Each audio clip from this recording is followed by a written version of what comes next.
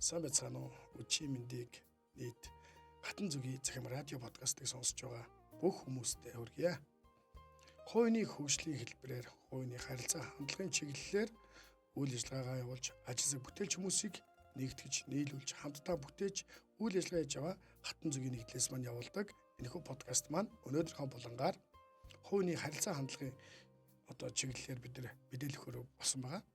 За манад маш олон хүсэлтүүд ирүүлсэн хүмүүстээ маш их баярлалаа.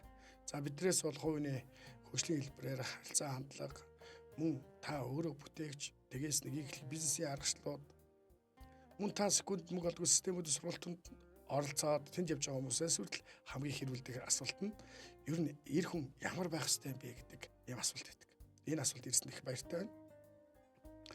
Ер нь энэ асуултыг хэлэхээс өмнө ер нь эр хүн гэж яг ямар байх ёстой юм бэ?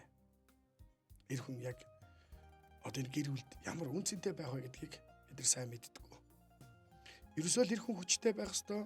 Эр хүн бол ямар нэг юмд усан нүдлээд гүгээд ээж болдгоо, ямар нэг юмд гомдлдоггүй, өгөлдөггүй, өвддөггүй, ямар нэг юмд шийдвэр гаргаж чадахгүй бол үр дүнгүй муу, сайн гих мэтчлэн янз бүрийн гэр бүлийн харилцаанд янз бүрээр хилэгддэг. Гэхдээ эр хүнд дараах шинжүүд байх юм бол тэр хүнийг та бүхэн хүндлээрэй. За нэгдүгээр тэд нар чанга хатуу байдаг. Яагаад чанга хатуу байдаг гэвэл амьдрал ямар нэгэн бүтлгүй зүйл тохиолдвол түүндээ түртэж, гутарж, шаналгүй орхиод нэг зүйлийг өөр тийш нь чиглүүлээд өөрийнхөө босох боломжийг олоод соригтойгоор босож чадж байгаа тэнхээтэй ирчүүдийг чанга ирчүүд гэдэг юм. Хэн нэгнээс сугны ус биш. Хэн нэгнээс боломж хайсан биш. Өөрөөсөө өөрийнхөө амьдралыг босгохын төлөө зүтгэж байгаа тэр залуучуудыг чанга залуучууд гэдэг. За хоёрдугаарт анхааралтай байдаг гэж байна. Ер нь жинхэнэ эр хүн бол чухал болон чухал бус зүйлсээ ялгаж салгаж тухайн зүйл нь аль нь зөв буруу гэдгийг ялгах чадвартай байдаг. Тиймээс ч өөрт нь ямар ч ашиггүй тэнэглэлд хамаг цагаа өрдөггүй. Гэвч өөрийн сонирхсан зүйлдээ зохистой зөв цагийг гаргахаас гадна жинхэнэ эр хүн гэр бүлийнхаа ноён нуруу байж чаддаг. Мөн гэр бүлээ дижэйн тэтгэх бас биднийхээ одооныхоор бол мөнгө олдог овсгоо самбаатай. Хамгийн гол нь дур тачаалыг хоёрдугаар тавьж чаддаг тийм хүнийг л анхааралтай хүн гэж хэлдэг. За гуравдугаар шинж нь гэр бүлийнхаа үн цэнийг мэддэг эр хүн гэж бас гоё эр хүмүүс хэлдэг штэ. Ер нь сайн эр хүн бол үр хөвгтдээ сайн эцэг нь байдаг. Тэхийн тулд хичээдэг. Ер нь буруу зүйл хийсэн тохиолдолд эцгийн ёсоор сурган хүмүүжүүл сайн үлгэр дуурайл болж чаддаг. Тэд хизээж үр хөвгтдээ өөрөө болон үр хөвгтдээ муухай харагдуулахыг хизээж хүсдэггүй. Яагаад гэвэл үргэлж тэр үр хөвгтийнхаа төлөө санаа тавьж ер нь эмэгтэй хүмүүнээс эр хүний хоорондын амнаг ялгаа байдаг шүү дээ. Ер нь үр хөвгтдээ эд хөрөнгө хураахаасаа илүү ирээдүйд бас өөрөө бас нэг жоохон ноён нуруутай хаттай байхыг хүсэж хүүхдийнхээ ирээдүйд зөв хүн болон төлөвшөдөл эр хүмүүс хамгийн их санаа тавьдаг. Энэ нь ууж сэтгэл алсын хараатай байдгаараа бас эмэгтэйчүүдээс арай ялгагддаг. Ер нь эрэгтэй хүний дараах шинж нь бол ховж ив хөөцөлдөггүй байх гэхгүй шинж чанар гэдэг. Сүүлийн үед бол энэ захимаарч байна, амьдрал дээр ч маш их ховж ив хөөцөлдөг залуучууд их байна. Жишээлбэл нэг бүсгүүдэд танилцчаад тухайн бүсгүйнхаа өмсөж байгаа гутал ховц мөн түүний биеийн галбар янз бүрийн хэмжээ дамжаа тэр бүхнийг ярьдаг.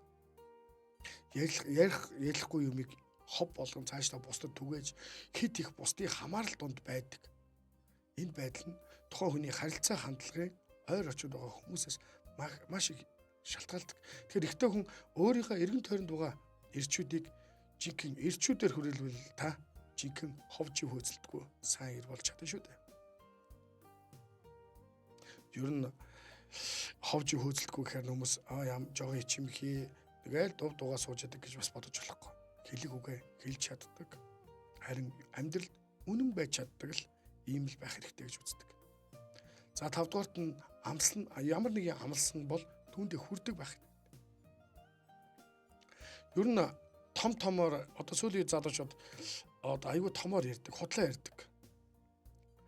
Би тийм гэж яриаддаг.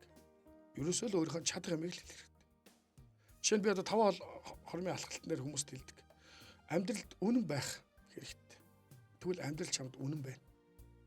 Чи өөртөө хуурмагч одоо өөртөө үнэн биш байх юм бол мөн гэр бүлдээ үнэн бус байх юм бол амьдрал чамд хамгийн эмзэг, богинохон, ээдрээтэй хэцүү амьдралыг л бий болгодог шүү дээ. Тэгэхээр ямар нэг юм амлах чаа бол түүнийг өвгөө боддог. Биелүүлж чадахгүй амлалт хизээч одоо биелүүлж болохгүй боломжгүй юмыг амлдаггүй байх хэрэгтэй. Бусдад итгэл найдвар төрүүлэх тийм үеэ маш сайн бодож иж бодож юм хэлэх хэрэгтэй. Ер нь гэр хүний хажууд гэр бүл нь амлсандаа хүрдэг гэр хүний хажууд байхад гэр бүл нь айдасгүй амар тайван амгалан байдаг юм шүү дээ.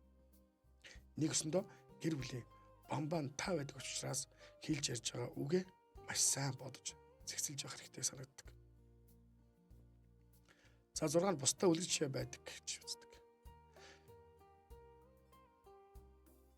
Ер нь харилцаа хандлага гэдэг зүйлээс үүдэг. Та бусдыг хүндэлж чаддаг бол эргүүлээд чамайг хүмүүс хүндэлдэг. Тэгэхээр харилцаа хандлага дээр маш сайн бусдыг маш сайн хүндэлж чаддаг эцэг үр хөвгтдээ үлгэж болж чаддаг юм шүү дээ. Тэрээс аав нь аягүй сайн архиудаг, аягүй сайн хүнтэй зодтолдог, аягүй одоо дээрлэхүүч гэдэг юм. Тэр байдал бол үлгэж жишээ биш юм байна. Жижиг хэлсэн зүйлээ хийж чаддаг. Тэр байдал чинь эр хүний үндсэн шин чанарыг гарах гэдэг. Тийм ээ. Ер нь эмэгтэй хүнд буулт хийж чаддаг. Мөн эмэгтэй хүнийг хайрлаж чаддаг. Мөн бусдаас уучлалт гуйж чаддаг л ийм эр хүн бусдад үлгэр жишээ байдаг юм шүү дээ. За дараагийнх нь амьдралаа өөрөө бүтээдэг гэж ийм ирчүүдийг бас чиг ирчүүд гэж хүмүүс үздэг тийм ээ. Чигэр хүн өөрийнхөө амьдралыг бүтээхдээ эцэг эхийнхээ эсвэл өв залгамжилсан хэлбэрээр ч гэдэг юм уу. Хэлбэрээр бусдаас боломжийг хайх хэлбэрээр өөрийнхөө амьдралыг бүтээдэг юм аа. Жишээ нь одоо залуучууд тэр ах маань ингэн гэсэн, тэр найз маань ингэн гэсэн. Тэгвэл би ингэжтэй ээж маань тийм аваад өгч, аа маань ийм аваад өгч гэж ярьдаггүй байх хэрэгтэй. Өөрөө тэрийг харин хийж чаддаг байх хэрэгтэй. Тэгсэндээ бусдаас авсан мөнгө, төгрөг, байр, сууц бүхэл юм үн цэнэг байдаг юм шүү дээ. Ер нь оюун санаанд амьдралаа төсөөлөж, амьдралынхаа ирээдүйн зургийг өөртөө төлөвлөж гаргаж чаддаг л эр хүн байх хэрэгтэй. Нэгснээр ямар нэгэн салхи, ямар нэгэн бусдын дагаж одоо бусдын тийм далбаанд ор гүөх гэдэг юм уу? Ямар нэгэн байдлаар ер нь салхи дагаж хийсмээргүй л байна гэсэн. Өөртөө итгэлтэй, өөртөө сэтгэл хангалуун болж, байгаль зүйлдээ сэтгэл хангалуун, аж аргалтай гэр бүлийг бүтээж амжилтанд хүрэхин төлөө зүтгэдэг хийгээл амьдралаа өөрөө бүтээдэг ирчүүд гэж хэлдэг юм шүү дээ. За 8. Одоо энэ сүүлийн үед хамгийн их яригдаад байгаа зүйл. Эмэгтэйлэг бус. Энэ юу н хүүсийн харьцаа гэдэг зүйл дээр би бас хэлмээр санагдав. Одоо хэд их задгаач болж байна л та. Эр хүн бол эр хүн юм. Эм хүн бол эм хүн. Энэ хоёрын дундаас л өргөхт гарна. Ер нь хүний гаднаас нь дүгнж болдгоо шүү дээ. Тонио мотод орой хож болно. Гэхдээ түүний зүрх сэтгэлд асар том арслан байгааг хинж мэдэхгүй. Тэгэхээр ер нь жинхэнэ эр хүн байхын тулд эмэгтэйлэг чанаруудыг өөрөөсөө эмэгтэйлэг чанартай найз нөхдөс өөрийнхөө хүрээллийг хамгаалах хэрэгтэй байдаг. Ер нь жоохон эмзэг, торхон эмэгтэйлэг тийм ирчүүд бол хүнээр халамжлуулах, инкрүүлүүлэх дуртай байдаг. Энэ нь эр хүний мөн чанараас арай ангид зүйл байдаг. Тэгэхээр эр хүн бол харин гэр бүлээ хайрлан халамжлах, эхнэр хүүхдээ хайрладаг байх хэрэгтэй. Бусдаар халамжлуулах биш. За энэ шил чанарыг бол манай залуучууд сүүлийн үед их алдвагдуулаад байгаа харагддаг юм байна. За 9-р нь би харьцаа хандлага жоо шудраг нөлгөөхөн байх хэрэгтэй шүү дээ. За шудраг гэхээр манай хүмүүс бас бүр ойлгоод би өөртөө хин нэгний алдаа дутагдлыг нүүрэн дээр нь шууд хилчдэг шүү дээ. Харьцаа хандлага гэдэг зүйл дээр бид суралцах хэрэгтэй. Өнөөдөр бид өөртөө дайсан бэлдэх, өөртөө атаачтай үүсэх нь харьцаа хандлагаас харагддаг юм шүү дээ. Өнөөдөр гэр орон өөрийнх нь гэр нь аж аргалгүй байхад бусдад гоё харагдахыг хүсэж амьдэрдэг маш олон ирчүүд байдаг. Одоо ингээл iPhone 16 авч чадахгүй бол одоо бүхч гээд байгаа юм шиг. Эсвэл гоё машин авч бусдын тэр марафонд уралдах гээд байгаа юм шиг. Ерөөсөө эр хүний харьцаа хандлага шудраг байна гэдэг нь гэр бүлдээ харьцаа хандлага шудраг үнэн байлга гэсэн үг юм байна. Тэгээд төлгөөх ноён нуруутай байхыг л хэлээд байгаа. Түрүүн би бас өмнө хэлсэн. Бусдаа харьцаж байгаа харьцаа хандлага чинь таны хинбэ гэж харуулдаг. Мөн таны эргэн тойронд байгаа найз нөхдөд хар. Найз нөхдөж харилцаа хандлага дотор нэг нь сайн, нэг нь муу гэж байдаггүй. Яг л дугуугаа олсон нөхдөд байдаг юм шүү дээ. За 10. Зорьсондоо хүрдэг тэмүүлэлтэй байх гэж. Хүн зорьсондоо хүрэхэд ер нь хамгийн их үр дүн үзүүлдэг чинь гэр бүл чинь байдаг. Гэр бүл чинь чамайг хэр үнцнээр ойлгож, хэр их чамайг дэмжин төдий чинээ та зорьсондоо хүрнэ. Зорьсондоо хүрэхэд та эрүүл байх хэрэгтэй. Хамгийн гол нь эрүүл. Эрүүл урт удаан амьдарч ич та зорьсон зорилгуудаа бүрэн хүрч чадхаас гадна илүү том зорилгод тэмүүлэх болно. Хүн мөрөөддөг. Тийм үү? Хүсэл эрмэлзэл, хүсэл тэмүүлэл гэдэг зүйлийг та гэр бүлээсээ л хардаг юм шүү. Тэрнээс бусдын төлөө ямар нэгэн зорилго тавиад, бусдад гоё харагдахын төлөө, бусдаас илүү гоё хөрөнгөтэй болохын төлөө зорж байгаа зорилго бол хувь хүний л зорилго. Харин жинхэнэ эрчүүд бол эхнэр хүүхэд гэр бүлийнхаа сайн сайхны төлөө зорддог, тэдний төлөө тэмүүлдэг, тэдний төлөө алсын хараатай үндсэн том зорилгоосоо илүү тэдний ирээдүйн тэмүүлсэн үнэ сэтгэлийг өөрийнхөө үндсэн зорилгоо болгодог. За бас нэг эр хүмүүсийн нэг гоё үг, хатууч гэсэн би нэг үгийг өөр үгтэй хэлхийг хүсдэг.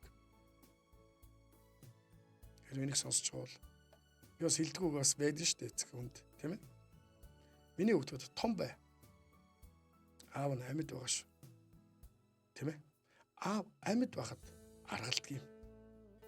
Та нарын алс ирээдүйн зүгт жинхэнэ эр хүмүүс эдгээр 10 чанарыг өөртөө бий болгож чадах юм бол та хамгийн сайн, хамгийн үн цэнтэй, үргэлж өөртөө яригдчих байх тийм л мундаг эцэг үр хүүхдээ чинь бахархал юм шүү дээ. Тэгээ энэ дотроос ганцхан юм л бид нар чадчих болох гэдэг юм. Гэр бүлтэй, үр хүүхэдтэй, үн цэнтэй, үр хүүхэдтэй, үлгэр дуурайлтай. Тэднийхээ бамбай, баатар нь байж л та чадах юм бол хамгийн сайн эр хүн болно гэсэн. За тэгээд өнөөдрийн мэдээлэл энэ үргээд өндөрлөе. За тэгээд ямар ч зүйлийг мөнгөөр авч болно. Харин эрүүл мэнд гэдэг зүйлийг мөнгөөр авч эзэж болдгүй юм байна. Ер нь эрэгтэйчүүд байг хараад хахад манай эрчүүд маань эхнэр хүүхдгээсээ гисээр угаад өөрийгөө их гаргуунд нь хайдаг. Ээж нар ч гэсэн анзаарч байгаа бол та нар бас нөхрийнхөө эрүүл мэндэд илүү сайн анхаараарай. Яагаад гэвэл та нарт зорьсондоо хүрдэг, үлгэр дуурайлттай, амлсандаа хүрдэг, ямар нэгэн ховж хөөцөлддөггүй хатуу чанга та бүхнийг хайрладаг цорын ганц багнарсан эр хүн хүмүүсээ гэр бүлдээ үргэлж магт тэднийг урамшуулаарай. Тэд нар та нарыг үргэлж ажралтай байх болно гэд өнөөдрийнхөө мэдээллийг төгсгье. Баярлалаа.